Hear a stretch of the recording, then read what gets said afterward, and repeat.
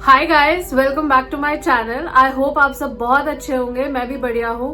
Happy independence day to you. आज independence day है and independence day के मौके पे I have recreated this very iconic Bharat की सुंदरी, जो विश्व सुंदरी भी है, ऐश्वर्या राय का 2025 कांस का look. I am wearing a cotton plus tissue का साड़ी है। ये कॉटन वाला पार्ट व्हाइट है, टिश्यू वाला पार्ट सिल्वर है एंड ये कसवू साड़ी है दैट आई एम वेयरिंग। उसका एक्चुअली ये प्योर कसवू नहीं है, ये कसवू का एक्चुअली थोड़ा ब्लेंडेड साड़ी वर्जन है and I am pairing it with all the रूबीज that I could find, literally all the रूबीज जो मेरे को मिल सकता था, क्योंकि मिस मैम ऐश्वर्या राय का लुक क्रिएट करना इतना भी कोई आसान बात नहीं है। बहुत मुश्किल हुई मेरे को ये सारी चीजें ढूंढने में, but here we are. Comment करके बताना आपको मेरा ये लुक कैसा लगा जो मैंने ऐश्वर्या राय का रिक्रिएट किया है। एंड ऑल्सो अगर आप इस चैनल पे नए हैं तो वीडियो को लाइक करें, चैनल को सब्सक्राइब करें। अब हम फटाफट वीडियो में घुसते हैं। आज का टॉपिक है एक्सटिंक्ट साड़ीज ऑफ इंडिया। बहुत ही टाइम से मैं ये वीडियो बनाना चाह रही थी, बट इसमें इतनी रिसर्च की जरूरत थी क्योंकि मैं साड़ियों के बारे में कुछ भी गलत नहीं बोल सकती। पर फिर भी अगर मैं कहीं पे भी कुछ भी गलत बोलती हूँ तो हाथ जोड़ करके माफी पहले ही मांग रही हूँ। प्लीज मुझे माफ कर देना। कुछ अगर मेरी तरफ से, तो मुझे लगता है ये नॉलेज बिल्कुल 100% एक्यूरेट है जहां भी मैंने ढूंढा है, पर क्योंकि साड़ियों के बारे में कोई भी डॉक्यूमेंटेड नॉलेज इन्फॉर्मेशन जो है वो बहुत ही कम है, तो मैं कहीं पे भी गलत इन्फॉर्मेशन भी मैं उठा सकती हूँ। अगर आपको सही इन्फॉर्मेशन पता है तो कमेंट सेक्शन में आप जरूर बता देना, ताकि बाकी के जो व्यूवर्स हैं वो कमेंट से देखकर समझ जाए क्या सही है क्या गलत है। नाउ आपको एक चीज और बता दूं, मैंने यहाँ पे अपना लैपटॉप रखा हुआ है, तभी ये बैकग्राउंड और बैकड्रॉप का सब कुछ चेंज है, बड़ी मुश्किल हुई है। ये यहाँ पे मैंने लैपटॉप इसलिए रखा हुआ है क्योंकि आप देख सकते हैं मैंने यहाँ पे सब कुछ एक लिस्ट बनाया हुआ है, जितनी इन्फॉर्मेशन मेरे को मिली है उसके बारे में ना। इतनी सारी चीजें, इतनी सारी साड़ियां, इतनी सारी वीव्स, मैं लाइफ में पहली बार इनके नाम ही सुन रही हूँ। मुझे याद ही नहीं हो सकता था, कितने नाम तो मेरे को बुलाना भी नहीं आता, फिर भी मैं कोशिश कर रही हूँ। तो मैं बीच बीच में लैपटॉप से देखकर भी आप लोगों को बताऊंगी, तो माइंड मत करिएगा अगर मैं आप लोगों की तरफ नहीं देख रही हूँ। मैं बस नॉलेज और इन्फॉर्मेशन करेक्ट देना चाहती हूँ। तो लेट्स गेट इनटू इट। सबसे पहला, क्योंकि मैं बिहारी हूँ, तो सबसे पहली साड़ी मैं लेकर आ रही हूँ बिहार से। इसको कहते हैं बावन बूटी।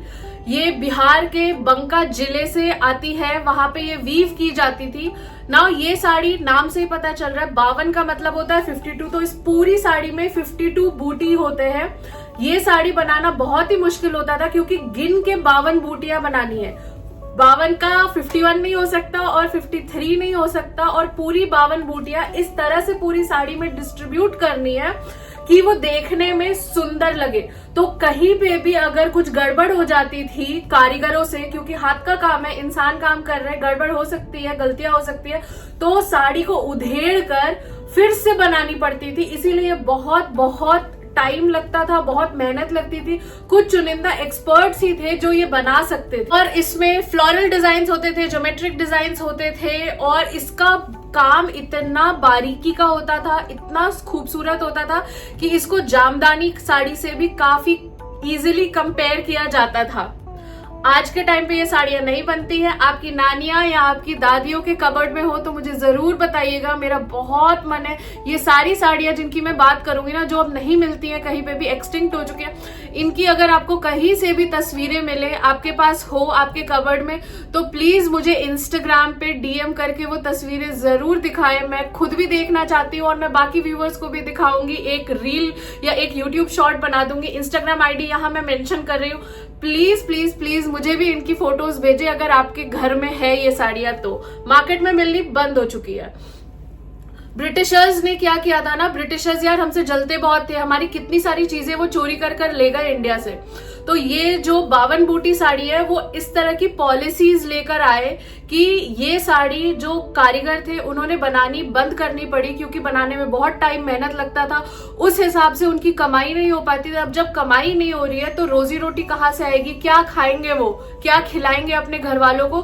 तो बेचारों को मजबूरन ये 52 बूटी साड़ियां बनानी बंद करनी पड़ी। नेक्स्ट साड़ी जो है, आपने कई बार सुना होगा कि सबसे ज्यादा जो ब्रिटिशर्स ने टॉर्चर किया था वो अलग अलग स्टेट्स को अलग अलग मामले में किया था, पर एग्रीकल्चरल जो स्टेट्स थे, बिहार के, वेस्ट बंगाल के, उड़ीसा के, कुछ हद तक उत्तर प्रदेश के भी, और नॉर्थ ईस्टर्न स्टेट्स जो राइस प्रोड्यूसिंग स्टेट्स थे और जो व्हीट प्रोड्यूसिंग स्टेट्स थे, पंजाब हरियाणा के, ये एग्रीकल्चरल स्टेट्स को बहुत बहुत ज्यादा वहां के लोगों को टॉर्चर किया था ब्रिटिशर्स ने, क्योंकि वहां पे जो ब्रिटेन है, वहां की जमीन इतनी उपजाऊ नहीं है, वहां पे इतना फर्टाइल नहीं है, खाना नहीं मिलता, तो इंडिया से ही ये इतना टॉर्चर करते थे। तो उसी के जरिए काफी सारे कारीगरों का काम बंद करवा करके कि साड़ी कपड़े छोड़ो, तुम किसान के काम में लगो, फसल उपजाओ ताकि हम लेकर जाए, और उसी की वजह से काफी साड़ियां अब बननी बंद हो चुकी है। दूसरी साड़ी जो है वो अगेन एक एग्रीकल्चरल नॉर्थ ईस्टर्न स्टेट से आती है। ये जो साड़ी है इसको कहते हैं चौटारी साड़ीज। चौटारी का मतलब होता है जो बहुत बड़े बरगद के पेड़ होते हैं ना, तो वो बरगद के पेड़ के नीचे का जो एरिया होता है जहां पर कि बैठते हैं लोग या औरतें काम वगैरह करने के बाद जहां जाकर बैठती है धूप में, वहां उस जगह को चौटारी साड़ियां कहते हैं। तो जो रूरल औरतें होती थी जो खेत वगैरह में काम करती थी पहले, वो ही ये साड़ियां पहना करती थी, और उसके बाद वो दोपहर को जाकर बरगद के पेड़ के नीचे रेस्ट करती थी, तो उनसे ये साड़ी का नाम पड़ा चौटारी साड़ी। ये बहुत ही मखमल कॉटन लाइट वेट फैब्रिक का होता था, इसमें सिर्फ स्ट्राइप्स होते थे या लाइट कलर्स में ये बनता था। जो नेपाल है वहां बनता था, और नेपाल के बॉर्डर के जो स्टेट्स है वेस्ट बंगाल, आसाम, ये वहां पे बनता था। और क्योंकि वहां का क्लाइमेट बड़ा ही ह्यूमिड होता है और गर्मी भी वहां पे बहुत ज्यादा होती है, तो इसीलिए वहां पे ये साड़ियां ज्यादा बनती थी, लोग वहां के पहनते थे। धीरे धीरे बनना ये भी बंद हो चुका। इसमें कोई भी जरी का काम या गोल्ड का काम नहीं होता था, बड़ा सिंपल सा ही होता था ये। नेक्स्ट आता है कोडाली करुप्पुर साड़ी। ये तंजौर तमिलनाडु का है। जब मराठा का राज था तो मराठा रूल के टाइम पे ये साड़ी बननी चालू हुई थी। वहां के जो रॉयल्स होते थे वो ये पहनते थे, जो रॉयल महिलाएं होती थी वो पहनती थी। ये बहुत स्पेशल इसलिए क्योंकि इसमें ब्लॉक प्रिंटिंग, हैंड पेंटिंग और वीविंग का एक बहुत ही रेयर मिक्स होता था, कलमकारी टेक्निक यूज करके। कलमकारी जो पेन से बनाते हैं वो, और ये सिल्क में बनता था। इमेजिन करिए, सिल्क में वीविंग भी है, पेंटिंग भी है और प्रिंटिंग भी है, ब्लॉक प्रिंटिंग। तो ये साड़ियां बहुत महंगी, बहुत गॉर्जियस, बहुत रॉयल लुक देती थी। क्वींस और प्रिंसेसेस के द्वारा ये पहना जाता था। धीरे धीरे क्वींस और प्रिंसेसेस जब ब्रिटिशर्स आ गए, उन्होंने लूटपाट मचाना शुरू किया, तो ऑफ कोर्स क्वींस और प्रिंसेसेस भी इसको अफोर्ड नहीं कर पाती थी, और उसकी वजह से ये साड़ी भी एक्सटिंक्ट हो गई और बनना बंद हो गया। एंड ऑफ कोर्स लोगों ने पहनना बंद कर दिया। आज के टाइम पे ये साड़ियां सिर्फ या तो म्यूजियम में मिलेंगी या आपको पता है नानियों दादियों के पास। ये 3 साड़ियां ऐसी हैं जो कि बेहद खूबसूरत होती थी और बननी बंद हो चुकी है, ठीक है। इसके अलावा और भी साड़ियां हैं जो ऐसा नहीं है कि उसका आर्ट वर्क ही नहीं मिलेगा, आर्ट वर्क मिलेगा, बट वो साड़ियां एक्चुअली बननी बंद हो गई है क्योंकि वो प्रॉफिटेबल नहीं रही। आज के टाइम पे जो शायद आप बनारसी साड़ियां, चंदेरी साड़ियां या फिर पटोला, ये सब आप जो पहनते हैं, क्या पता एक टाइम के बाद ये साड़ियां भी बननी बंद ही हो जाए, क्योंकि कोई खरीदेगा नहीं तो बनाएगा कोई क्यों। नेक्स्ट साड़ी आती है वर्ली साड़ी। हम सब ने बहुत देखा, इतना खूबसूरत होता है वर्ली आर्ट या वर्ली पेंटिंग। वर्ली साड़ियां आपने एक बड़ी देखी होंगी, व्हाइट में गोल्डन और ब्लैक का आता है, पर वो पेंटिंग नहीं होता है। वो या तो आपको प्रिंट में मिलेगा या तो फिर वो एम्ब्रॉयडरी किया होता है, जो कि ओरिजिनल नहीं होता। ओरिजिनल होता है नेचुरल कलर लेकर एक बहुत ही पतले बारीक ब्रश से वो पूरा पेंट करते थे। वो साड़ी अब नहीं बनती है। वर्ली आपको आर्ट फॉर्म, दीवारों पे पेंट किया हुआ या फिर घरों में पेंट किया हुआ, जमीन पे या वैसे पेंटिंग मिल जाएगी, या फिर एज अ कैनवस पे भी मिल जाएगा, पर साड़ियों में ये आपको नहीं मिलेगा। सेकंड है मूगा कॉटन हाइब्रिड। ये आसाम का होता था, ये एक्सटिंक्ट हो चुका है। जब नेचुरल फैब्रिक्स होते थे पहले, सिल्क और कॉटन या और खादी, ये ही 2 नेचुरल फैब्रिक्स चलते थे। फिर उसके बाद आर्टिफिशियल फैब्रिक्स आने चालू हुए, जैसे जॉर्जेट हो गया, शिफॉन हो गया, ये सारे फैब्रिक्स आने चालू हुए। अब ये जो आर्टिफिशियल फैब्रिक आने चालू हुए थे तो ब्रिटिशर्स लेकर आए थे। उसके पहले इंडिया में भी आर्टिफिशियल फैब्रिक बनाना चालू किया गया था, जिसको मूगा कॉटन हाइब्रिड कहते थे, जिसमें बहुत प्यारी सी साड़ी होती थी कॉटन की और मूगा का बॉर्डर होता था। मूगा इज द हाइब्रिड यहाँ पे जिसको ये बोल रहे हैं। और 1940s के बाद ये भी बनना बंद हो चुका। नेक्स्ट कर्नाटका का है धारवाड़ कॉटन साड़ीज, जो कि एक्सटिंक्ट हो चुका है या तो अनट्रेसेबल है। प्लेन कॉटन साड़ीज जो कि लोकल औरतें पहनती थी। नेचुरल डाइज होते हैं, जैसे सब्जियों का कलर हो गया या फिर मिट्टी का कलर हो गया या फिर आयरन का कलर जो निकलता है ना, रस्ट का कलर। जैसे आपके कपड़े में कोई कील है, जंग लगी हुई, वो अगर कपड़े में लग जाए तो वो दाग कभी नहीं जाता। वो दाग इसलिए नहीं जाता क्योंकि वो एक नेचुरल डाई है। तो इसी तरह से वो नेचुरल डाइज से बनाते थे इन कपड़ों को। नेक्स्ट साड़ी है आंध्र प्रदेश या फिर तेलंगाना से, अब पार्टीशन हो चुका, पहले तो एक ही था। ये है तेलिया रुमाल साड़ी। नाम से ही पता चल रहा है, तेलिया का मतलब कुछ तेल से रिलेटेड होता होगा, रुमाल का मतलब कुछ कॉटन या मलमल या मखमली वैसे फैब्रिक से होता होगा। बेसिकली इसमें क्या होता था, नेचुरल ऑयल जैसे सनफ्लावर ये हो गया, सरसों का तेल हो गया, कोकोनट ऑयल हो गया, जो नेचुरल ऑयल होते हैं उनसे बहुत ही इंट्रिकेट डबल इकत की साड़ी बनाई जाती थी, जो कि अब अगर बनती भी है तो वो केमिकल डाई यूज होता है, पहले नेचुरल डाइज यूज होता था और अब ये बंद हो चुका है ओरिजिनल साड़ी इसका बनना। नेक्स्ट कर्नाटका और महाराष्ट्र के बॉर्डर पे बनती थी खुन साड़ी। मैंने इसका नाम बहुत जगह देखा लेकिन सिर्फ खुन साड़ी नाम ही देखा मैंने, इसके अलावा इसके बारे में नॉलेज इन्फॉर्मेशन मेरे को इतनी नहीं मिल पाई। तो खुन साड़ी जो कर्नाटका महाराष्ट्र के बॉर्डर पे बनता था, ये अभी एक रिवाइवल स्टेज में है। इसको दोबारा से वापस लाने की कोशिश की जा रही है, तभी इसका नाम हर जगह था।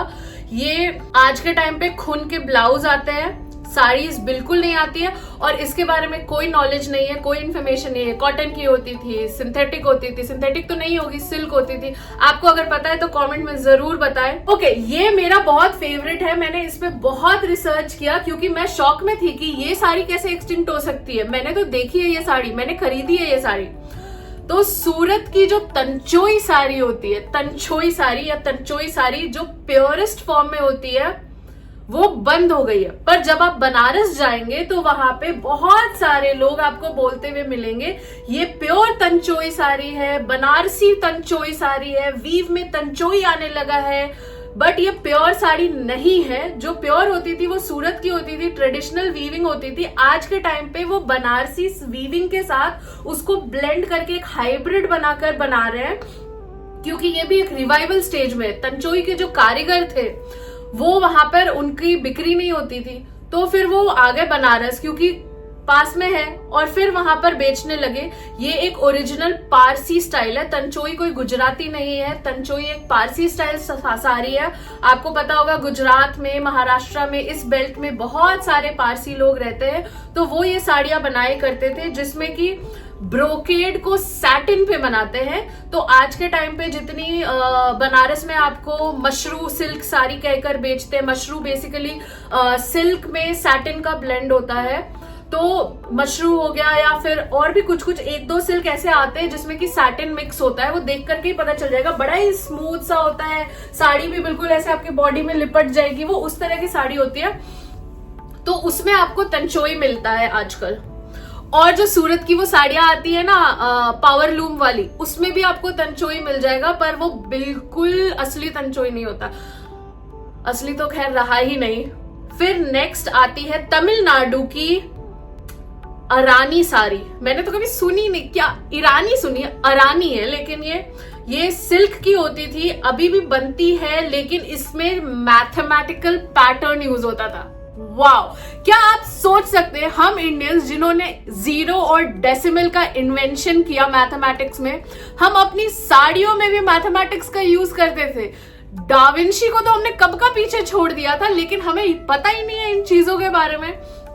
तो इसमें यूनिक मैथमेटिकल पैटर्न्स यूज होते थे, टेम्पल बॉर्डर होता था, और जो देवदासीज होती थी कोर्ट में, जो देवदासी कहते थे, और कोई वर्ड नहीं है। तो वो औरतें ये साड़ी पहना करती थी कि क्योंकि उनको ऐसे किया था देवदासी। आज के टाइम पे अगर हम सोचते हैं तो हमें लगता है कि यार नौकरानी तो थी, पर उस टाइम पे एक राजघराने में देवदासी होना बहुत ही रुतबे की बात होती थी। मतलब आप एक बहुत अच्छे घर से आती हैं, आप वेल मैनर्ड हैं, आपको सारे तौर तरीके घर में रहने के, सब कुछ संभालने के, सब कुछ आता है।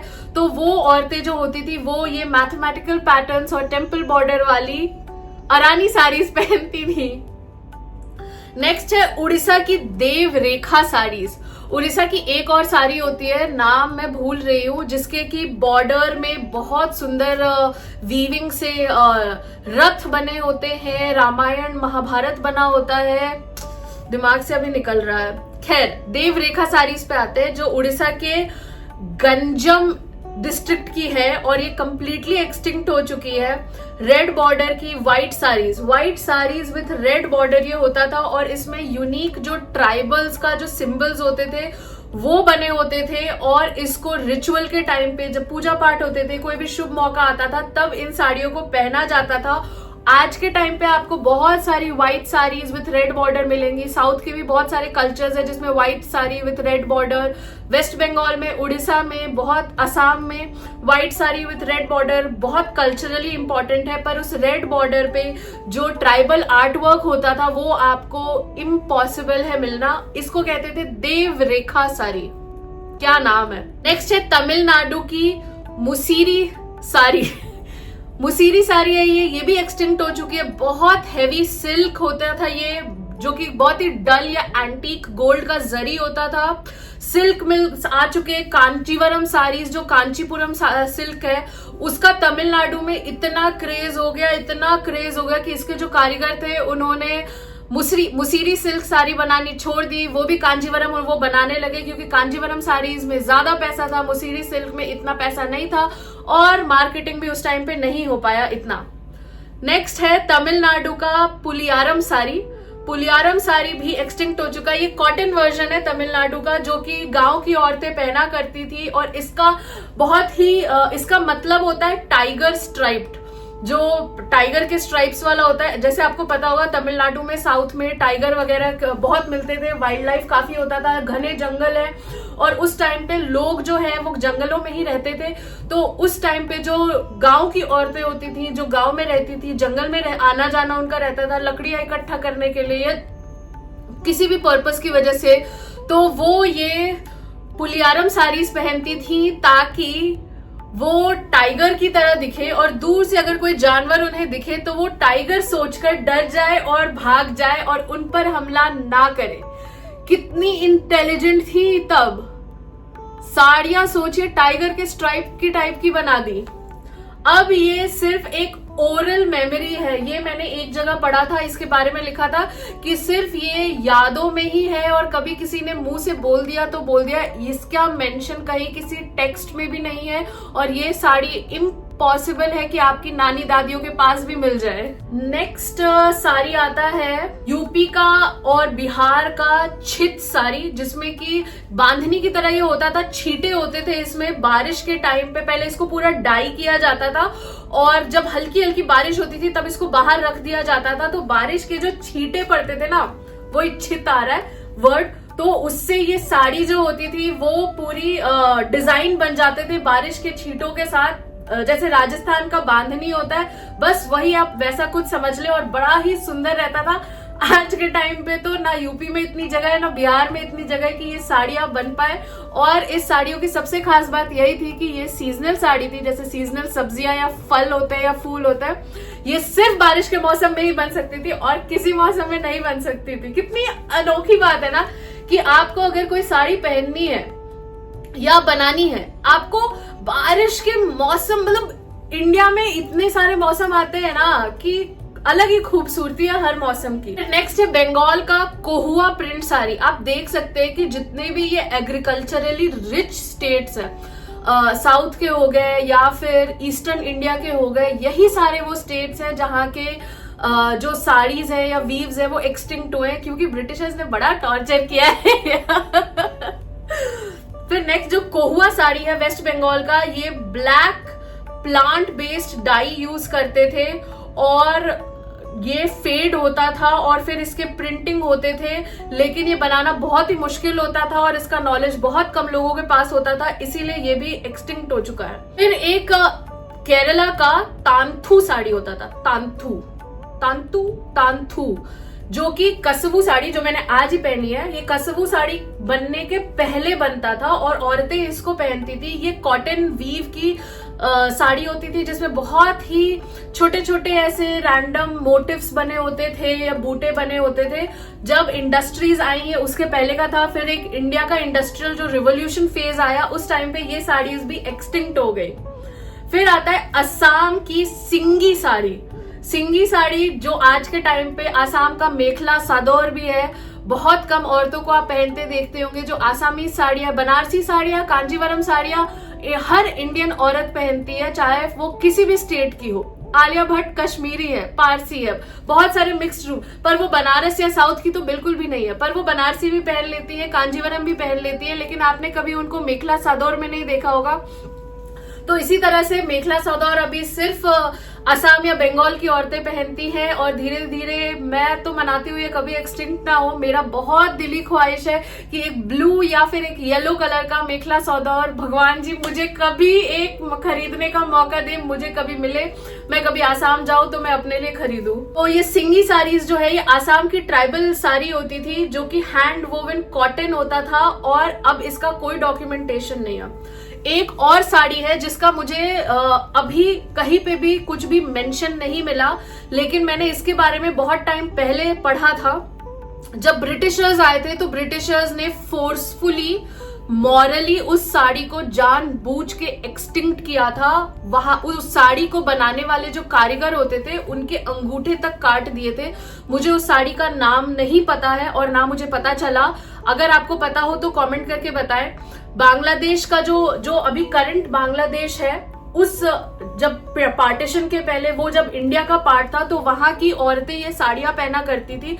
मलमल मखमली कॉटन की ये साड़ी होती थी और ये सिंगल फाइन थ्रेड की वीविंग होती थी। इतना पतला इसका थ्रेड होता था और ये साड़ी इतनी पतली होती थी, इतनी ट्रांसपेरेंट होती थी, इतनी पारदर्शी होती थी कि ब्रिटिशर्स ने जो औरतें थी उनके ऊपर जुल्म करने चालू कर दिए जो ये साड़ियां वहां पे पहनती थी, क्योंकि वहां पे ये बहुत ज्यादा गर्मी होती थी। खेतों में काम करती है वेस्ट बंगाल की औरतें, तो वो यही साड़ी पहनकर काम करती थी। उनके कल्चर का ये पार्ट था और बहुत ट्रांसपेरेंट होता था। ब्रिटिशर्स को ये चीजें पसंद नहीं आई।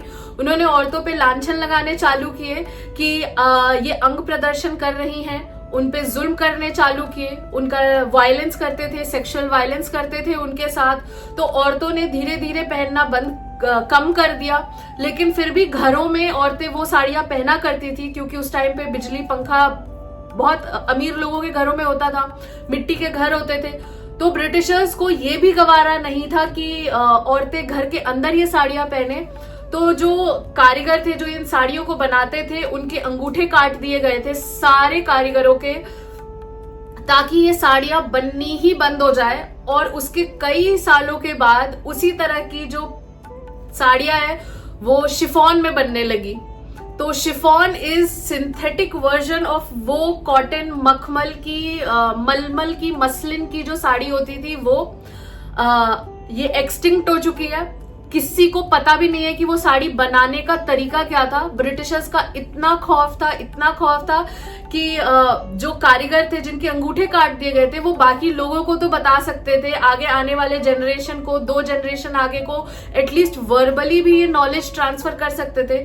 पर उनके अंदर इतना खौफ था ब्रिटिशर्स का कि उन्होंने वर्बली भी ये नॉलेज आगे नहीं अपनी पीढ़ियों को दिया कि क्या पता हम ये जानकारी ही आगे बढ़ाएंगे। पर किसी ने अगर ये साड़ियां बनानी चालू कर दी फिर से तो वो अपनी जान से हाथ धो बैठेगा। तो ये साड़ियां बंद हो चुकी है। बहुत बांग्लादेश के गवर्नमेंट की कोशिश है कि इन साड़ियों को फिर से जानकारी ढूंढ कर निकाला जाए, टेक्स्ट से, कहीं इधर से उधर से, किसी तरीके से। पर मेरे ख्याल से फिलहाल जब लास्ट मैंने कुछ साल पहले इसके बारे में पढ़ा था तो ये बननी नहीं चालू हुई। अगर आपको इस साड़ी के बारे में पता है, नाम पता है तो प्लीज बताइए, क्योंकि मुझे नाम ही याद नहीं है। मैंने इतने साल पहले पढ़ा था कि पता ही नहीं चल पाया मुझे कि ये क्या है, कौन सी साड़ी है। राजस्थान की एक साड़ी आई है, पटवा साड़ी। पटवा साड़ी मैंने नाम तो सुना है लेकिन देखा नहीं है मैंने कभी, लेकिन मम्मी या कभी ऐसे किसी से बातचीत करते हुए किन्हीं आंटी से मैंने सुना होगा। तो पटवा कम्युनिटी होता था राजस्थान का। राजस्थान में आपने ये देखा होगा कि बारिश जो है वो इवन नहीं होता था। इस साल आज एक जगह पे बारिश हुआ है तो अगले 2 साल में या 3 साल में इस जगह पे बारिश होगा या नहीं होगा पता नहीं होता था। तो राजस्थान के लोग उस टाइम पे क्या करते थे, वो माइग्रेट बहुत करते थे। जहां बारिश हुई, जहां पे टेम्परेचर और फूड के कंडीशन ज्यादा अच्छे हुए, वो वहां चले जाया करते थे।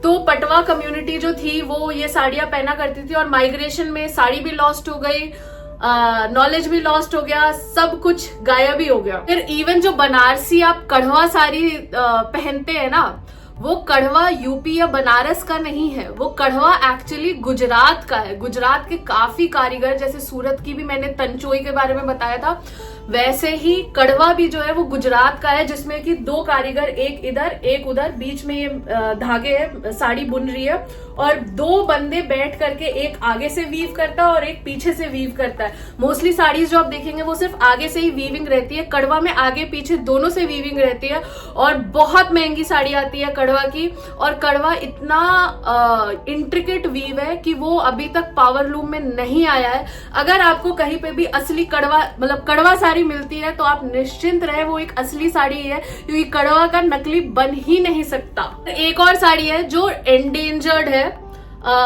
चंदुआ एप्लिक साड़ीज, ये उड़ीसा का है। एप्लिक वर्क आपने बेडशीट में देखा होगा, कुशन कवर में देखा होगा। मेरी नानी जी के घर में बहुत होते थे एप्लिक के बेड कवर्स और कुशन कवर्स, और सूट, सलवार सूट भी होते थे उस टाइम पे एप्लिक वर्क। आज के टाइम पे तो बेडशीट, बेड कवर में भी एप्लिक वर्क आपको रेयरली मिलेंगे। मुझे याद है मेरे स्कूल में, जब मैं पटना में स्कूल में पढ़ाई कर रही थी तो वहां पे कुछ कुछ टीचर्स होती थी, हिंदी की टीचर्स, जो एप्लिक वर्क की साड़ी पहनकर आती थी। एप्लिक वर्क जो होता है ना वो बहुत हाथ से किया होता है और हाथ से किया हुआ वो धागा जो यूज होता है वो बड़ा कमजोर होता था। तो वॉशिंग मशीन जब आए तो ये एप्लिक वर्क की साड़ियां जो है वो वॉशिंग मशीन में नहीं धुलती थी, और ये क्योंकि कॉटन की साड़ियां होती थी ना तो पहनने के बाद उसको धोना ही पड़ता है। तो इसीलिए एप्लिक वर्क साड़ियों में आना बंद हो चुका है, क्योंकि वॉशिंग मशीन में धुलने से एप्लिक करने की जो सुई के धागे होते थे वो कमजोर होते थे, वो अपने आप टूट जाते थे। ये अब आता ही नहीं है। फिर एक तेलंगाना का है गोल्लभम साड़ीज, जिसका की जो ओरिजिनल वर्जन है वो अब आपको इम्पॉसिबल है मिलना। इसमें फिगर्स बने होते थे मोटिफ में, और अब बहुत कम है जो आपको मिलेगा। फिर केरला का वायनाड है, घूमने तो आप सब गए ही होंगे या सुना होगा। वहां की वायनाड की एक कॉटन साड़ीज होती थी जिसपे कि ट्राइबल डिजाइन्स बने होते थे, जो कि कुरिचिया वुमेन पहनती थी और ये एक्सटिंक्ट हो चुका है। फिर कुपिया साड़ी होती थी जो कि कर्नाटका के कोडागु रीजन, जो कूर्ग रीजन है, वहां के लोग पहनते थे। ये ड्रेप एक बहुत अलग सा होता है। मेरी कुछ लोग दोस्त हैं जिनको मैं जानती हूँ जो कूर्गी है, कोडागु रीजन से है, तो उनकी साड़ी पहनने का तरीका भी बहुत अलग होता है। वो ऐसे ऐसे गोल गोल लपेटते हैं और एंड में ये यहाँ से एक कंधे पे उल्टा आता है, अपना ऐसे जाता है ना, ये यहाँ से ऐसे नहीं ऐसे जाएगा और साड़ी का लास्ट का पार्ट ऐसे आएगा। बड़ा ही यूनिक लगता है। मेरे को लगता था कि आप चलते कैसे हो, पर हमारे जो प्लीट्स है ना आगे बनते हैं, ये वाले प्लीट्स, ये प्लीट्स भी आगे नहीं, उनके ना पीछे बनते हैं। बहुत ही यूनिक तरीका होता है उनका पहनने का। कभी मौका मिला तो कभी कूर्ग की कोई सिल्क साड़ी मेरे पास आई तो मैं पक्का कोडागु तरीके से पहनकर आपको दिखाऊंगी। तो ये है सारी साड़ियां जिनके बारे में मैं नॉलेज इकट्ठा कर पाई, जो एक्सटिंक्ट हो चुकी हैं। इसके अलावा मुझे पक्का पता है कि बहुत सारी ऐसी साड़ियां हैं जिनके नाम तक इतिहास से खो चुके हैं, इंटरनेट से खो चुके हैं, कहीं पे भी आपको इसका मेंशन तक नहीं मिलेगा। पर आज की भी जो साड़ियां हैं, जितनी भी तरीके की वैरायटी की, मैं आपको गारंटी के साथ दे सकती हूँ कि अगर आप ये वीडियो, क्योंकि YouTube तो कहीं नहीं जा रहा, इंटरनेट तो कहीं नहीं जा रहा, अगर आप ये वीडियो 100 साल बाद देख रहे हैं तो बहुत सारी साड़ियां जो आज 2025 में मिल रही हैं वो भी एक्सटिंक्ट हो चुकी हैं, वो बनना बंद हो चुकी हैं, मिलना बंद हो चुकी है। और उसका एक ही रीजन है कि हम खरीदते नहीं है।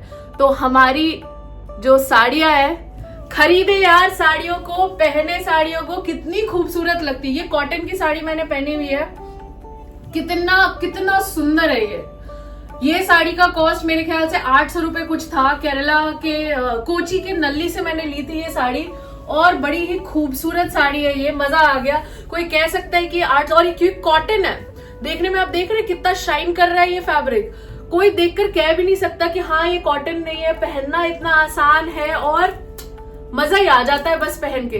तो अगर आपको ये वीडियो अच्छा लगा, आधे घंटे अगर आप टिक गए ना, तो सब्सक्राइब जरूर से करके जाएं, ये वीडियो को शेयर करें और अपने दोस्तों के साथ, मम्मी, मौसी, चाची, मामी, सबके साथ शेयर करें, ताकि ये जो साड़ीज है जिनका नॉलेज ऑलमोस्ट खो चुका है, लोगों को इन साड़ियों के बारे में पता चले। एंड इस वीडियो को जरूर से लाइक करें, क्योंकि आपका एक लाइक भी बहुत जरूरी है, मेरे लिए ना सही तो साड़ियों के लिए कर दे।